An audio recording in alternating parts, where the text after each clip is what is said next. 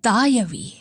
Kapag minahal mo ang isang tao at nasaktan ka, mahirap na magmahal ulit.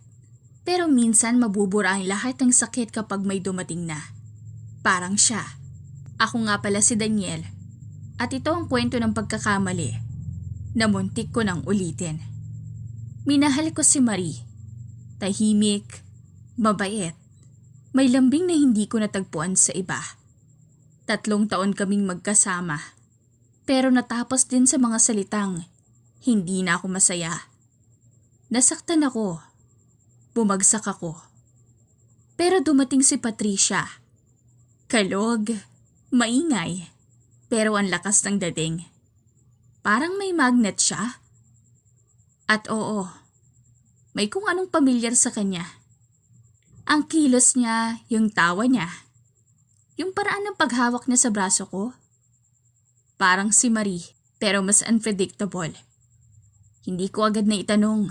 Wala rin siyang binabanggit. Hanggang sa isang araw niyaya niya ako sa bahay nila. Sabi niya, ipakikilala na raw niya ako sa pamilya.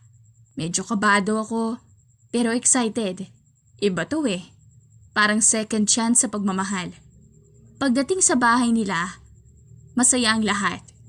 Maingay, masarap ang pagkain. At biglang may bumungad mula sa kusina. Tumigil ang mundo ko. Hindi ako makagalaw, hindi ako makahinga. Si Marie. Napatingin ako kay Patricia. Nagtataka, ngumiti siya. Pinakilala ni Patricia si Marie. Daniel, siya nga pala si Marie. Bunso naming kapatid.